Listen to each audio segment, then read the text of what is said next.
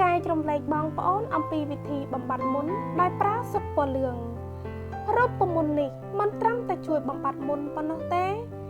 តែថែមទាំងជួយបង្រួមរន្ធញើសរីកធំផងដែរវាធ្វើឲ្យស្បែករលោងនិងបន្តឹងមុខរបស់បងប្អូនដោយធម្មជាតិ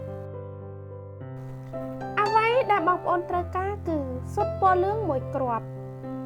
ស៊ុតពណ៌លឿងមានផ្ទុកនៅវីតាមីន B3 ដែលផ្ដល់សំណើមដល់ស្បែកនិងព្យាបាលការរលាកវាក៏ផ្ទុកជាតិស័ង្កសីដែលដើរតួនាទីជាភ្នាក់ងារប្រឆាំងភាពចាស់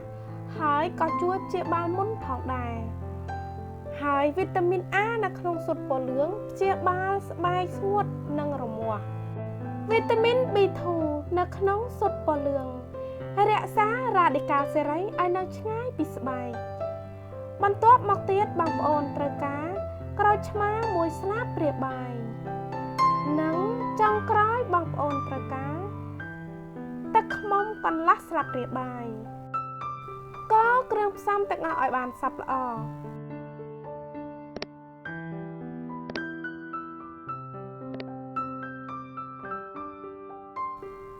ត្រូវប្រកាសថាលាងមុខឲ្យបានស្អាតជាមុនសិនលាបវានៅលើមុខរបស់បងប្អូនដោយប្រើដៃឬប្រើជក់ផាត់មុខក៏បាន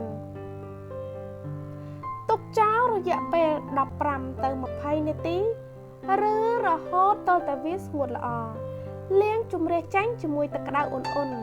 ឬលាងជាមួយហ្វូមលាងមុខក៏បានដែរលាបក្រែមផ្ដល់សំណើមបន្ទាប់ពីលាងទឹករួចប្រើរូបមន្តនេះ4ទៅ5ដងក្នុងមួយសប្តាហ៍សង្ឃឹមថាវីដេអូនេះមានអត្ថប្រយោជន៍សម្រាប់បងប្អូន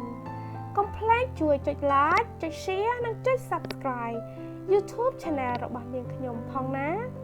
សូមអរគុណសម្រាប់ការទស្សនាជួបគ្នានៅវីដេអូក្រោយទៀត